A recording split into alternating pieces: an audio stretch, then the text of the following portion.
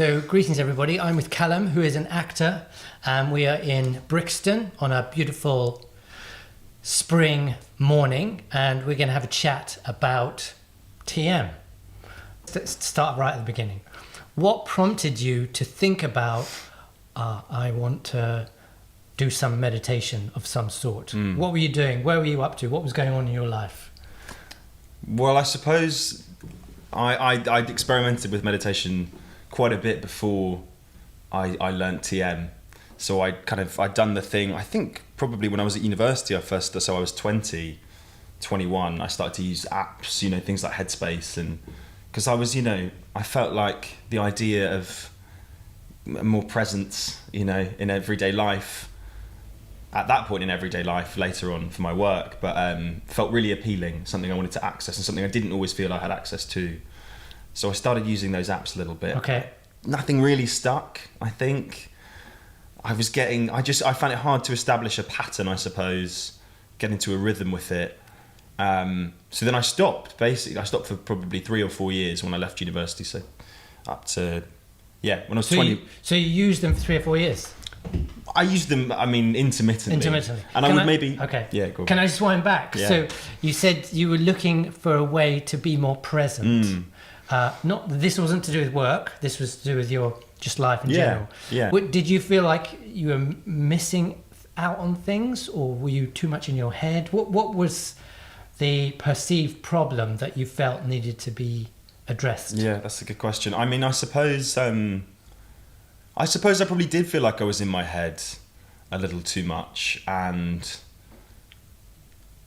I think I felt like I'd had glimpses of a different way of kind of experiencing life that had just happened to me. They'd happened in not always kind of incredible, unusual circumstances, but just glimpses into like when a veil was lifted for a second and I kind of experienced something, feeling, not to be too kind of cliche, but feeling connected with something universal. And that feeling felt great, and I wanted to be in touch with it more often, I suppose. So that was probably where it started.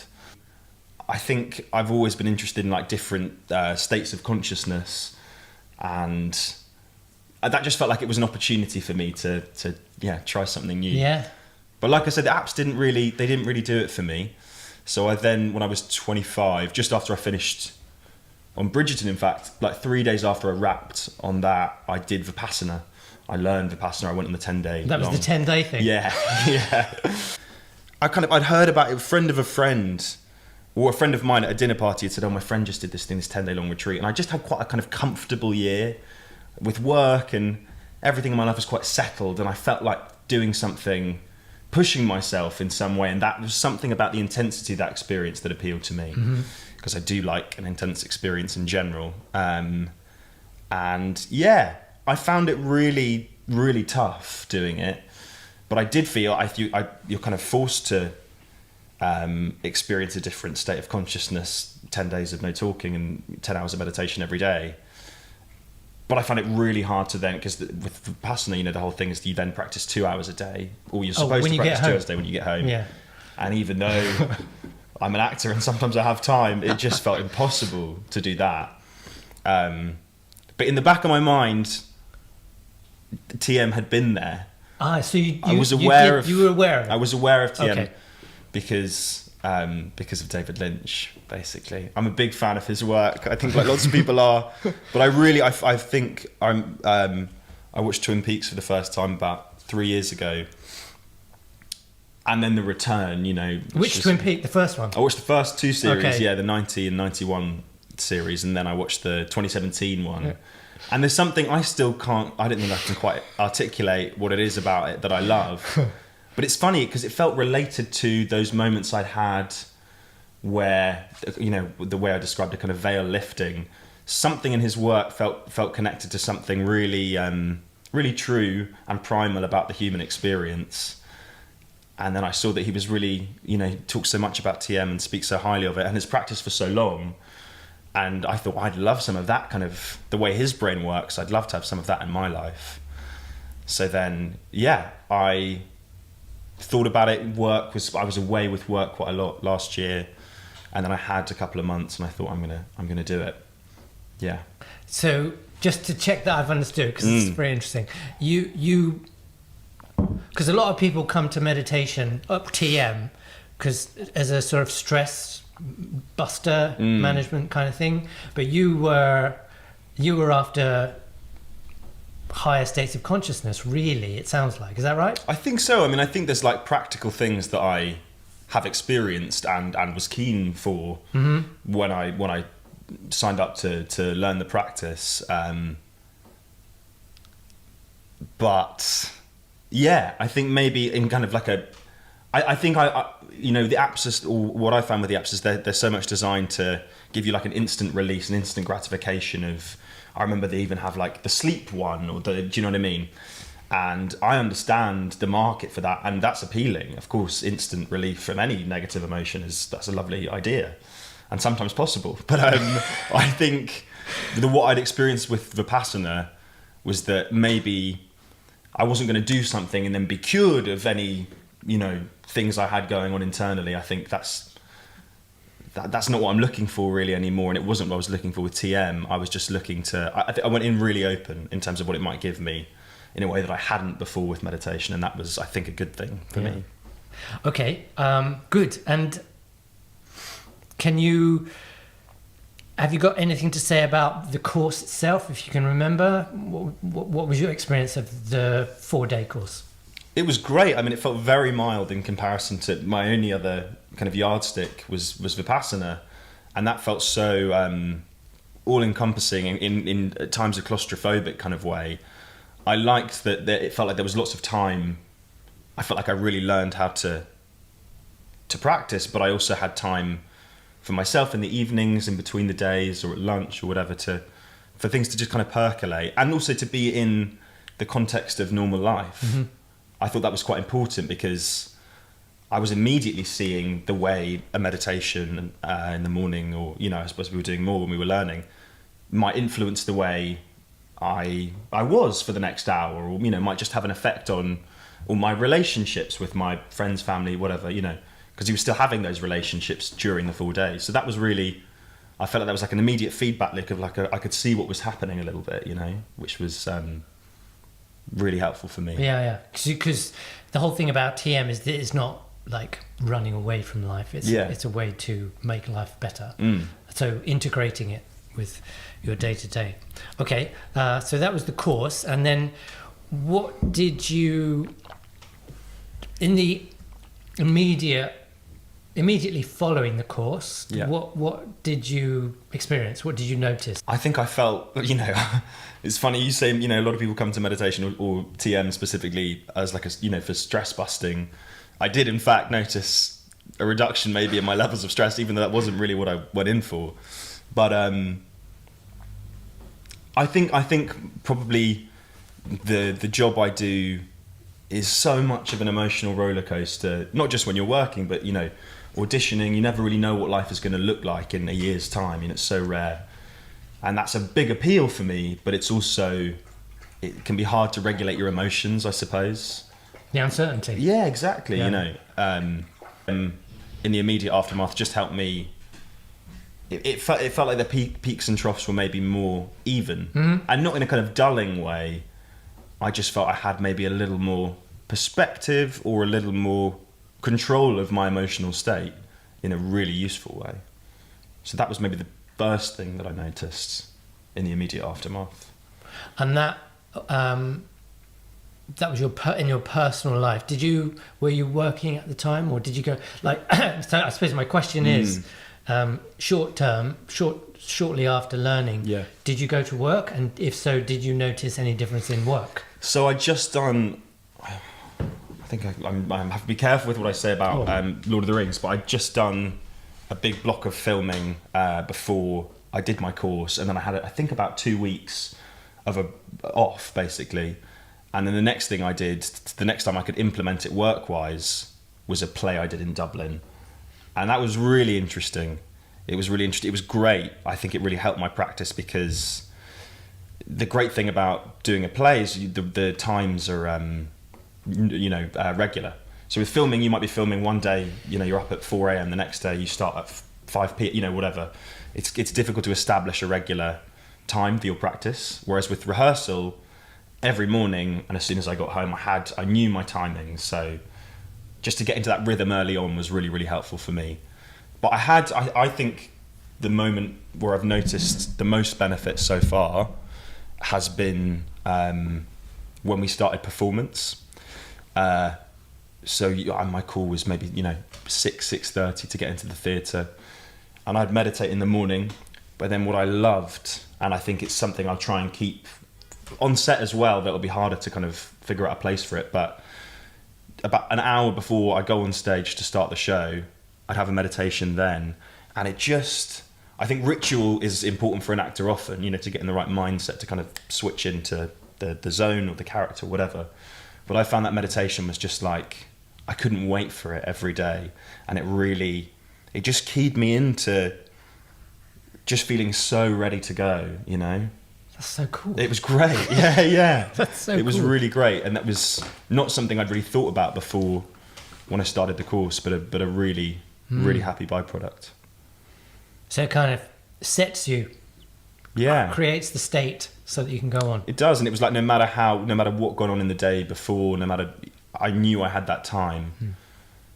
And I suppose that, more generally, I think, especially, I don't know if I can say too much about the kind of mechanics of the way TM works, but because you're not, it doesn't feel like a struggle to meditate ever. You're not trying to kind of, it feels like the kind of,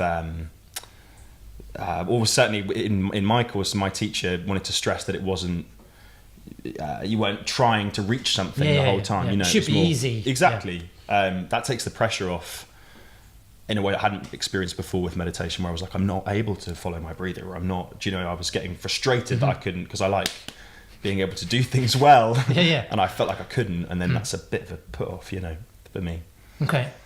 Okay. Any other changes or benefits that you've noticed?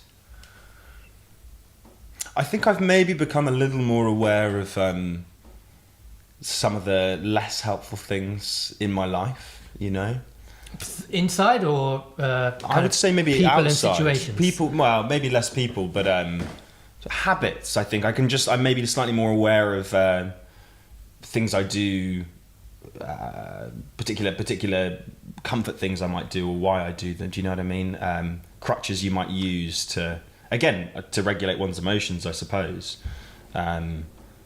It just feels a little clearer to me now as to why those things happen. It doesn't mean I've stopped doing them, but you're becoming more self-aware. Yeah, exactly. Maybe there is a bit more self-awareness in there. But it's. I haven't had a kind of epiphany moment. It's been a gentle realization.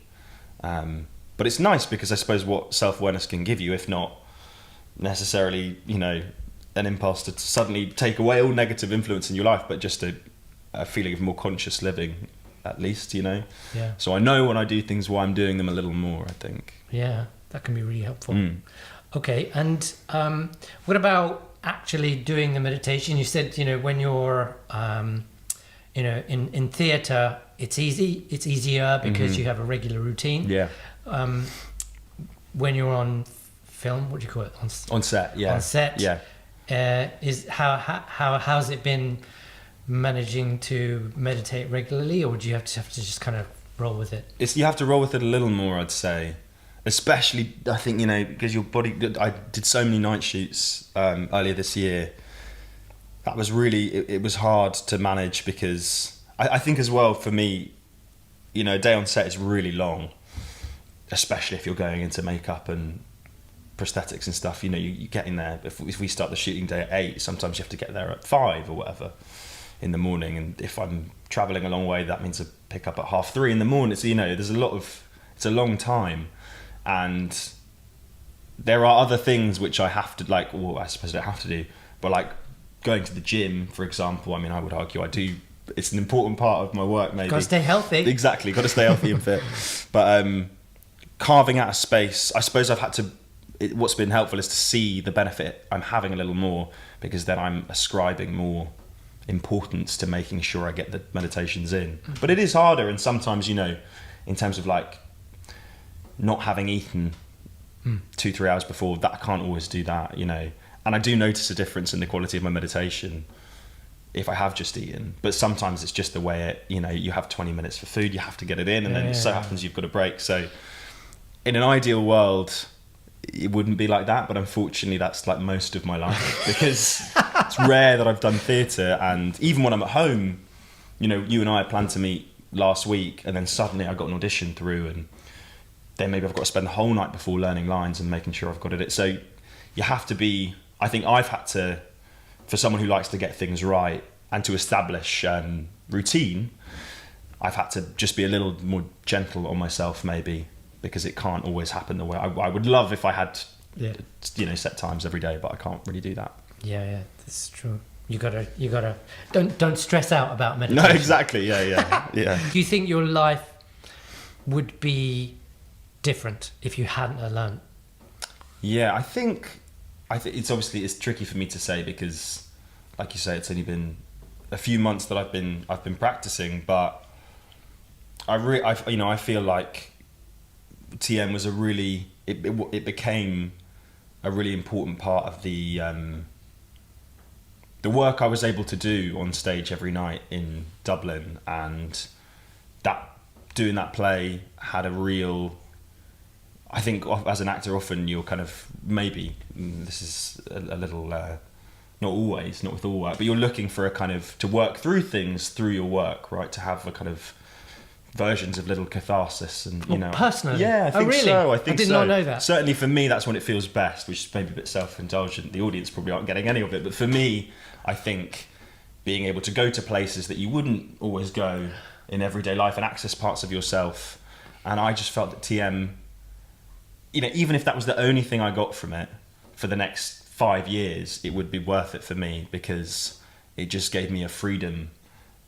And we spoke to, you know, some school groups who came, and or drama groups who came to the show, and afterwards I said to them all, I was like, guys, you've got to do TM. If you're, really? Yeah. Oh, I was like, it's really, I feel like it's changed my approach as an actor and given me things that I didn't really know I was missing as well. You know, I wouldn't have said before, I don't know, I felt great on stage, but there was kind of just a precision that I felt I had that I didn't before, and an access to my emotions. So obviously I'm not an actor, I don't know how it works, but I just see if I can summarize what you said, because it's so interesting that, you know, I presume as an actor you have to step into a human that you might not be. So if you think of yourself as a nice person, right, in general life, to play a villain, a baddie, psychopath, let's say, you kind of have to become someone else. Is that right, or is that a type of acting? I suppose people would have different. I mean,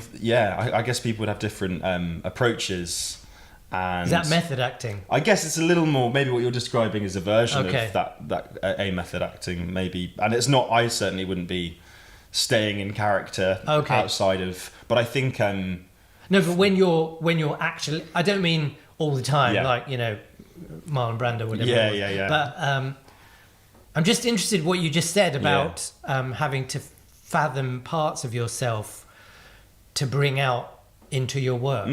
Is that right? I think for me, when I feel I'm doing my best work, is when I'm able to. I never want there to be a gap between someone I'm playing and me. I think it should be as if it's me, but I was put in that person's circumstance. The cradles were swapped at birth, and then that's the way that it makes sense to me. And then I suppose a byproduct of that is, like when I was doing this play, I was playing, you know, someone from the 19th century Norway who had syphilis, which was terminal at the time, and died on stage, this horrible syphilitic fit every night. And of course, so much of that is not me, you know, thank God. But I suppose in terms of the emotions he's feeling, guilt, self-disgust, you know, there's parts of me that feel those things. So I in order to play him, you know, I think as truthfully as possible, it's my version of what that would be. You know, it's what if Calam lived in Norway, and that's okay. And I do think, because sometimes as an actor, especially with something like that, where they've got to go to such an intense, dark place every night, and I think you can get really, for me anyway, I can get worried about getting there, and what if you don't get there, and then you have to kind of fake it, or you just don't, and it's kind of less powerful. I just had an ease with getting in touch with different intense emotions that I think that was at least partly to do with TM. That is really cool. Yeah, that's what I thought. I was like, this is amazing. Really cool. Exactly, yeah. That's how I felt. Gives me shivers. Wow. Okay. I wonder how. We won't go into that. I mean, that's kind of, well, whatever. Yeah, let's take it. Okay. If you had a friend who had kind of, either you thought that TM would be a good thing for them, or they'd registered an interest but were on the fence,